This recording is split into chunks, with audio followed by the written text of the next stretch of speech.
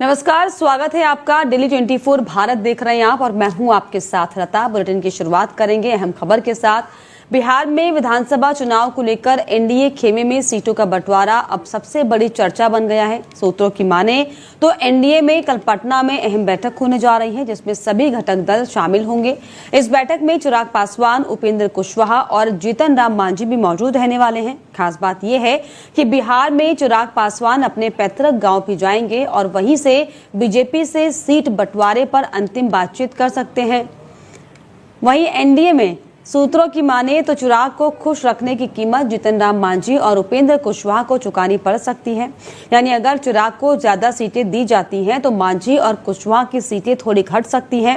इसके लिए बीजेपी ने कुछ राज्यसभा और विधान परिषद की सीटों का ऑफर भी रखा है ताकि छोटे दल संतुष्ट रहें।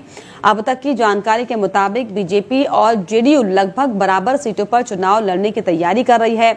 243 विधानसभा सीटों में 205 सीटों पर दोनों पार्टियां यानी कि 102 और 102 सीटों पर चुनाव लड़ेगी। बाकी बची 38 सीटों में जो है एलजेपीआर, हम और आरएलएम के बीच बांटी जो है सीटें जा सकती हैं। सूत्रों की माने तो एलजेपीआर यानी कि चिराग पासवान को 25 सीटें ऑफर की जा रही हैं, मांझी को 7 और उपेंद्र कुशवाहा को 6 सीटें मिल सकती हैं। लेकिन असल ड्रामा तो तब शुरू होता है जब चिराग अपनी पसंदीदा सीटों की मांग करेंगे। इसके चलते सीटों का फाइनल फॉर्मूला अभी तक तय नहीं हो पाया है। दिल्ली में चिराग से बीजेपी के नेताओं की बैठक हुई है, बातचीत हुई है, लेकिन पटना आने के बाद ही अब असली चर्चा और अंतिम फैसला सीटों को लेकर हो सकता है।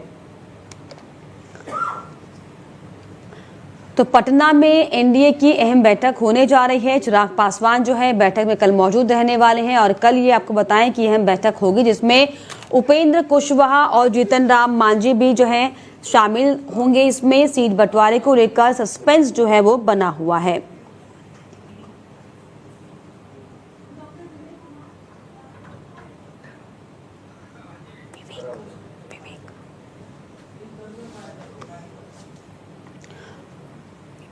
और इसी पर ज्यादा बातचीत के लिए एलजेपी से मेरे साथ विभय कुमार जी झा जी जुड़ गए हैं। बहुत बहुत स्वागत विभय जी आपका दिल्ली 24 भारत पर। विभय जी, कैसे सीट शेयरिंग का फॉर्मूला तय हो पाएगा जब सब अपनी अपनी मांगे रख रहे हैं? सीटों की मांग, प्रत्याशियों की मांग, जगह की मांग, कैसे निपटेगा ये मसला? देखिए, हमारी पार्टी एलजेपी-आर और हमारे नेता आदरणीय चिराग पासवान, उनका बिहार में पूरे 243 असेंबली सीट पे उनका पूरा प्रभाव है। तो हम लोगों ने पूरे 243 पे तैयारी की हुई है। तो हम लोग एनडीए से इसलिए कह रहे हैं कि 225 पार का जो एनडीए का नारा है जीतने का, वो कैसे पूरा होगा? जब हमारे को अधिक से अधिक संख्या ये लोग देंगे तभी तो हम लोग जिता पाएंगे। तो हम लोग जिताएंगे एनडीए की सरकार बनाने के लिए। वहाँ एनडीए का अधिक से अधिक उनकी सीट मिले, क्योंकि महागठबंधन की तैयारी को हम लोग हल्के में नहीं ले सकते। पीके साहब की जो तैयारी है जनसुराज की, उसको भी हम लोग हल्के में नहीं ले सकते। इसलिए हम ये चाहते हैं कि नरेंद्र मोदी जी का जो करिश्मा नेतृत्व, हमारे प्रधानमंत्री जी का और हमारे नेता आदरणीय चिराग पासवान जी की जो जुगल जोड़ी जब पूरे वहाँ चुनाव प्रचार में जब घूमेगी पूरे बिहार में, तो उसका इफेक्ट आएगा। लेकिन उसके लिए हमें अधिक से अधिक सीट चाहिए, इसीलिए हमने 40 की डिमांड की हुई है। लेकिन मैं आपको एक फॉर्मूला समझाता हूँ कि बिहार में 1 लोकसभा पे 6 विधानसभा की सीटें हैं। हमारे को 5 लोकसभा की सीटें मिली हुई हैं। हमारे 5 सांसद यहाँ जीत के आए हुए हैं दिल्ली में। तो 6 पंचे 30 सीट तो वैसे ही हमारे उस फॉर्मूले के हिसाब से बनती है, क्योंकि हम लोग 100% स्ट्राइक रेट के साथ जीत के आए हुए हैं। ऐसे में विभय जी, हालांकि चलिए आप 100% स्ट्राइक की बात तो जरूर कर रहे हैं, सीटों की मांग भी हो रही है, लेकिन सिर्फ सीटों की मांग ही नहीं है, चुनिंदा सीटों की भी बात चल रही है यहाँ पे। तो ये संभव हो पाएगा एनडीए में? मैडम, जाहिर सी बात है ना कि हमारे जो नेता आदरणीय चिराग पासवान जी का जो इफेक्ट है वो हर समाज, सब दल में है। क्योंकि हर दल के नेता आप देखते हैं कि उनके लिए एक पॉजिटिव बात करते हैं और हर धर्म में है, हर रिलीजन में उनका एक्सेप्टेंस है। इसीलिए हमारा ऐसा नहीं कि पासवान जी की ही पार्टी है। हम लोग देखिए ना, मिथिला से आते हैं, सवर्ण समाज से आते हैं, मिथिला के मैथिल ब्राह्मण है। हम जैसे बहुत सारे अग्रे पिछड़ी हर जात हर धर्म के लोग जुड़े हुए हैं। तो हमारे नेता कैसे एक्सेप्ट कर लेंगे कि हमारे को केवल 80 सीट ही चाहिए? क्योंकि और भी लोग है ना, और भी कार्यकर्ता जी जान से खून पसीना मेहनत लगा के पार्टी में लगे हुए हैं। तो उनको तो उनके लिए तो यही जो है चुनौती है हमारे नेता के लिए, अधिक से अधिक सीट दिलाना। ऐसे विभय जी, अगर मान लीजिए आपके मन मुताबिक सीटें नहीं दी गई तो क्या विद्रोह के स्वर और मुखर हो जाएंगे? ऐसा देखिए, ऐसा नहीं है। हमारे को आदरणीय प्रशांत किशोर जी से बहुत पहले से जो ऑफर आया हुआ था कि क्योंकि हम लोगों की जो विचारधारा है, हमारे नेता आदरणीय चिराग पासवान जी और प्रशांत किशोर जी की जो एक सोच है बिहार को बदलने का, बिहार में देखिए ना मेजर माइग्रेशन हुआ, गांव के गांव खाली हो गए, लोग कहाँ चले गए भोजन की तलाश में, उच्च शिक्षा की तलाश में।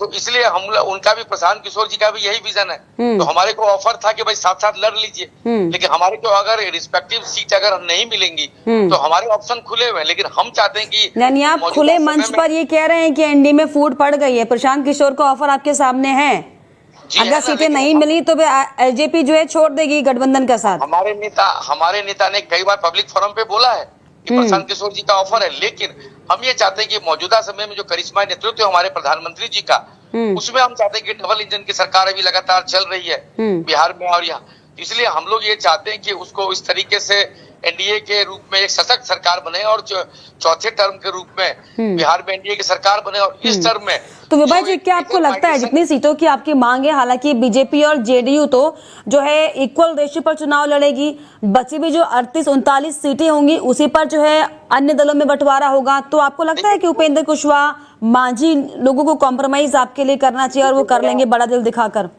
देखिए, मेरा ये मानना है कि पास आपको एक लोकसभा की सीटें हैं, उस हिसाब से उनकी 6 बनती है, तो उनको 5-6 में उनको जो है मान लेनी चाहिए बात।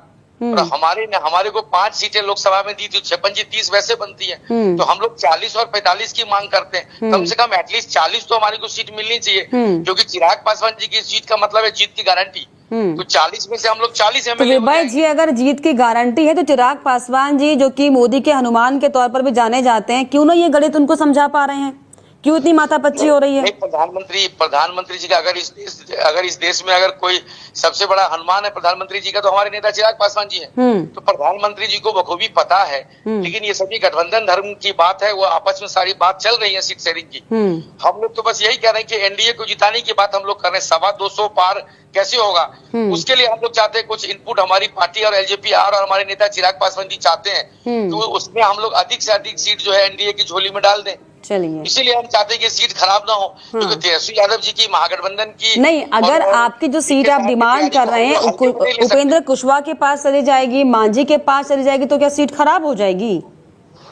नहीं, तो इसलिए हम लोग ये चाहते हैं ना कि उनको एक लोकसभा उनकी सीट उनको मिली थी सीटें, तो हम चाहते हैं कि उनको 5-6 मिले कम से कम। चलिए, कुल मिला के जो है अभी जो माथापच्ची का दौर है वो जारी ही है, और ये कल देखने वाली बात होगी कि जो मीटिंग होती है क्या कुछ जो है मोदी के हनुमान कहे जाने वाले चिराग पासवान को प्रसाद के रूप में जो है सीटों के नंबर्स मिलते हैं। फिलहाल बहुत शुक्रिया विभाज जी आपका, आपने सुना और इस पर जवाब दिया।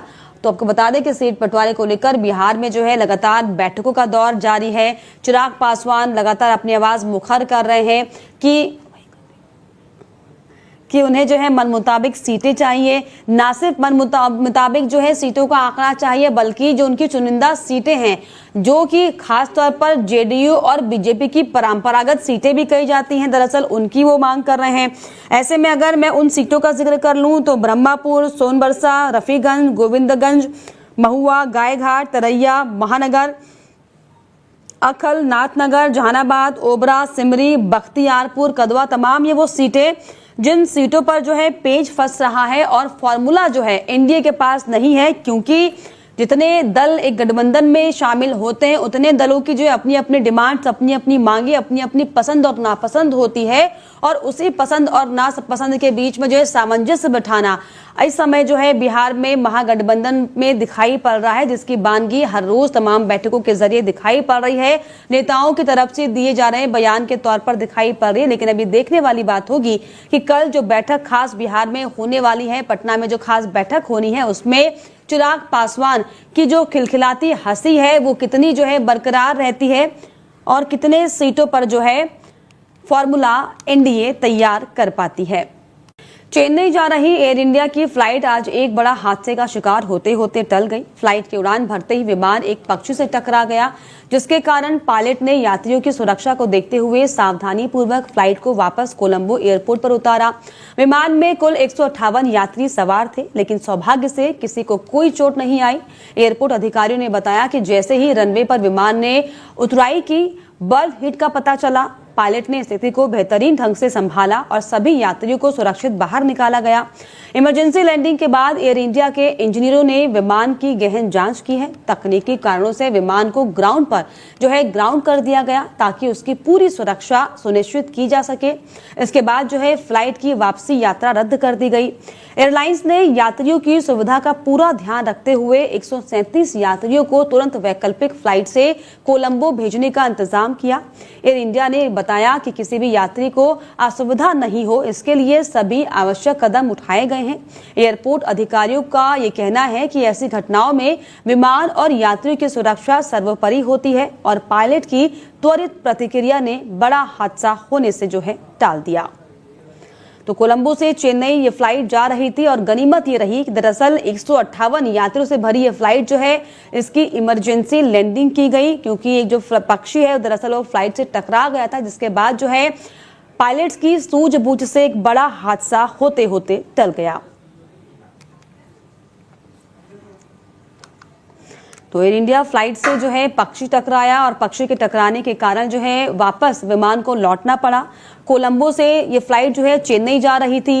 158 यात्रियों की इमरजेंसी लैंडिंग कराई गई, लेकिन गनीमत ये रहा कि पायलट्स की सूझबूझ यहाँ पर दिखाई पड़ी, जिसका असर ये रहा कि तमाम जो यात्री हैं वो सुरक्षित हैं।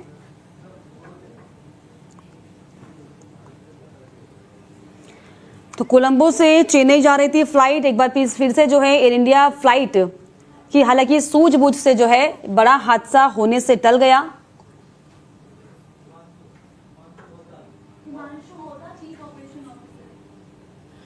और इसी पर ज्यादा बातचीत के लिए मेरे साथ चीफ ऑपरेशन ऑफिसर जुड़ गए। हिमांशु जी, बहुत बहुत स्वागत आपका दिल्ली 24 भारत पर। जय हिंद, आपका भी स्वागत। बिल्कुल हिमांशु जी, बहुत बड़ा हादसा होते होते टल गया। पक्षी फ्लाइट से एयर इंडिया की टकरा गया था। गनीमत ये है कि पायलट्स की सूझबूझ से ये हादसा टला, क्योंकि 158 यात्री इसमें सवार थे। जी जी जी जी, इसमें एक्चुअली होता क्या है कि ये चेन्नई एयरपोर्ट के लैंडिंग के टाइम पे ये हादसा हुई है। और ये बर्ड हिट अभी उस तरफ बारिश हो रही है, और बारिश में होता क्या है कि ये लॉजिकल रीजन होता है। एयरपोर्ट के जो रनवे के चारों तरफ लॉस ग्रीन एरियाज होते हैं, तो यहाँ पर कीड़े मकोड़े आ जाते हैं। तो उनको खाने के लिए इस टाइम पे बर्ड्स आ जाते हैं, जो कि एक मेनासिंग सिचुएशन हो जाती है। क्योंकि लैंडिंग जो होती है, लैंडिंग के टाइम होता है सबसे इम्पोर्टेंट। एक फ्लाइट में आपका जो सबसे जो इजी पार्ट होता है वो होता है फ्लाइंग करना, और जो उसके बाद जो डिफिकल्ट होता है वो होता है टेकअप, और सबसे ज्यादा डिफिकल्ट जो होता है वो होता है लैंडिंग। क्योंकि आपको उस पे कम से कम पायलट को उस पे 40 से 50 पैरामीटर पे नजर रखते हुए अपनी सूझबूझ से उसको उतारना होता है। और उस टाइम पे जब कोई बर्ड हिट होता है, तो बर्ड हिट का मतलब है कि आपका एक इंजन शटडाउन हो गया। तो 2 इंजन में से जब एक इंजन शटडाउन हो रहा है और आपका पावर उस टाइम पे अचानक आधा फेल्योर हो रहा है, जबकि आप पूरा एयरक्राफ्ट का जो वजन है वो अभी पूरा का पूरा वो गतिशील नहीं है, तो गति में आपका वजन कम होता है, और उस टाइम में पूरा एक जहाज का वजन। तो ऑब्वियसली यहाँ पर पायलट ने काफी अच्छा सूझबूझ का परिचय दिया है, और 158 यात्री सुरक्षित हैं, क्रू मेंबर्स भी सारे सुरक्षित हैं, और ये इमरजेंसी लैंडिंग के तौर पे जैसे होना चाहिए वैसे भी नहीं हुआ है। क्योंकि इमरजेंसी लैंडिंग के टाइम पे आपको डकिंग करना होता है, पैसेंजर्स को डकिंग पोजीशन पे आना पड़ता है, वो चीज भी नहीं आया है। दैट मींस कि पायलट ने एक इंजन पे भी इसको बहुत स्मूथ लैंडिंग दिया है। इसको हिमांशु जी ऐसे भी देखिए, क्योंकि जिस तरीके से हमने जो अभी देखा था अहमदाबाद का जो हादसा हुआ, उसके बाद से एयर इंडिया खास तौर पर एकदम सेफ्टी को लेकर सख्ती अख्तियार कर रही है। बिल्कुल भी किसी भी तरीके से कोई कॉम्प्रोमाइज नहीं हो रहा है। इसीलिए सिर्फ एक पक्षी के टकराने मात्र से तुरंत सेफ जोन देखा गया कि कैसे इतने सारे यात्रियों की जान बचाई जाए। बिल्कुल बिल्कुल।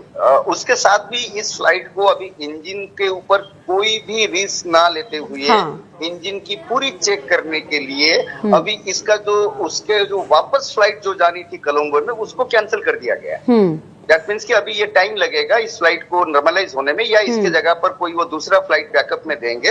लेकिन जब तक इसका इंजन का वो पूरा मुआयना नहीं कर लेते, जो कि डीजीसीए की अभी बिल्कुल देखरेख में हो रही है। डीजीसीए की टीम भी वहां पर जो रीजनल टीम है चेन्नई एयरपोर्ट पे, जो regional directorate of air ordinance है, वहां के ऑफिसर भी घटनास्थल पर जा चुके हैं। और ये खबर आ गई है।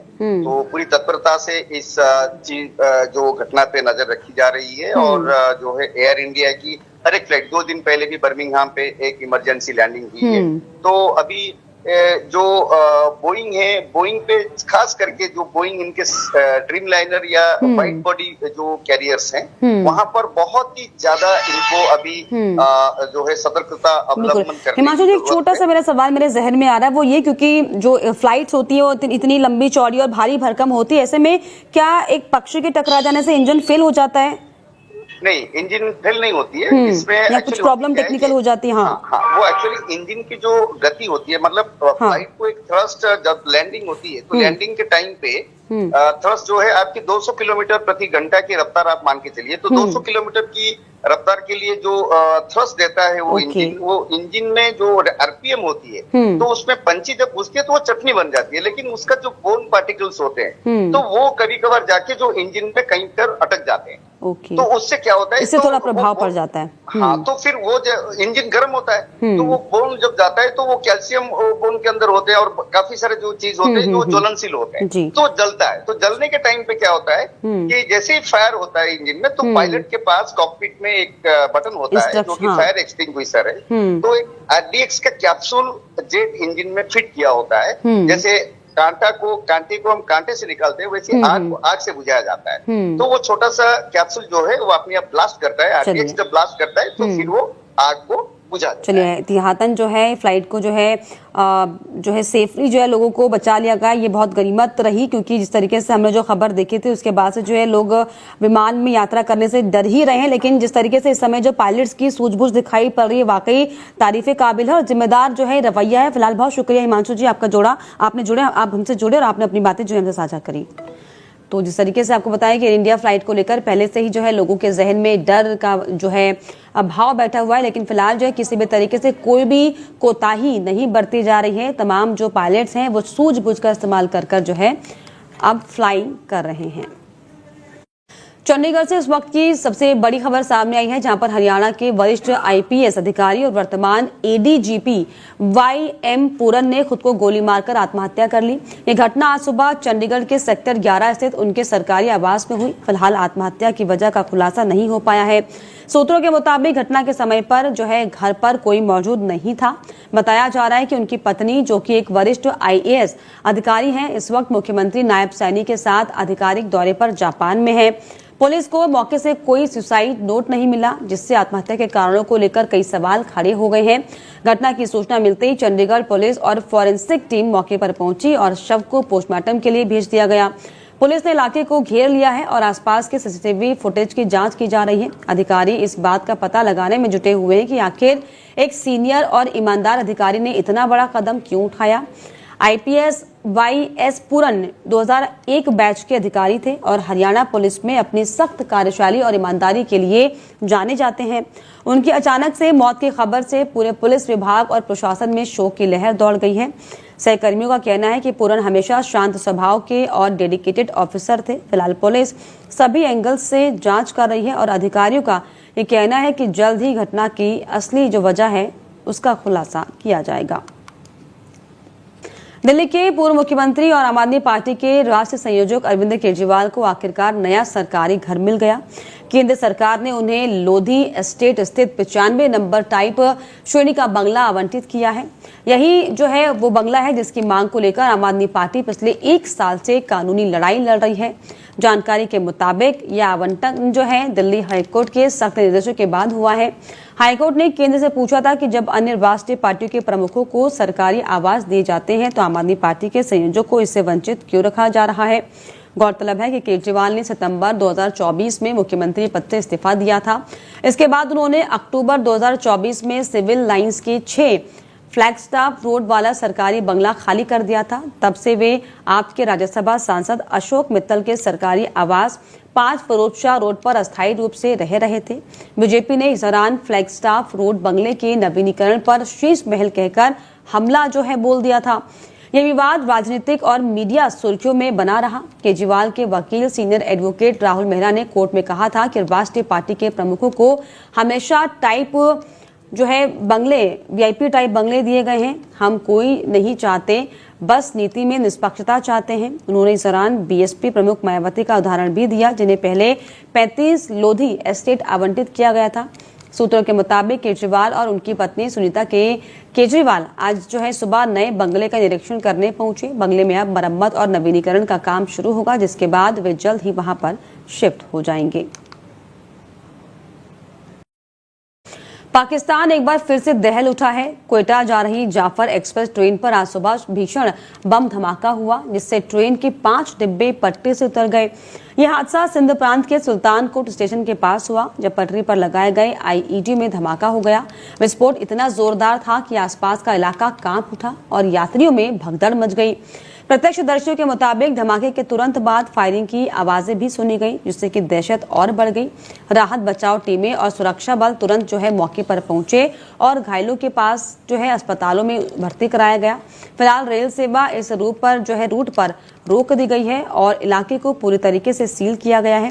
प्रारंभिक जांच में सामने आया कि धमाका पहले से प्लान जो है किया गया विस्फोट से किया गया था। सुरक्षा एजेंसियां इस बात की जांच कर रही हैं कि धमाका आतंकी संगठन बलूच लिबरेशन आर्मी का तो नहीं, क्योंकि इसी संगठन ने पहले भी जाफर एक्सप्रेस को निशाना बनाया था। आपको बता दें कि ये कोई पहला मौका नहीं है जब जाफर एक्सप्रेस पर हमला हुआ है। मार्च 2025 में बीएलए के आतंकियों ने बोलन पास के पास ट्रेन को हाईजैक कर लिया था, जिसमें सैकड़ों यात्रियों को बंधक बनाया गया था। इससे पहले अगस्त 2024 में भी इस ट्रेन पर आईईडी ब्लास्ट किया गया था। इससे लगातार हमलों ने एक बार फिर से पाकिस्तान के रेल सुरक्षा और आतंकवाद निरोधक व्यवस्था पर बड़े सवाल खड़े कर दिए हैं।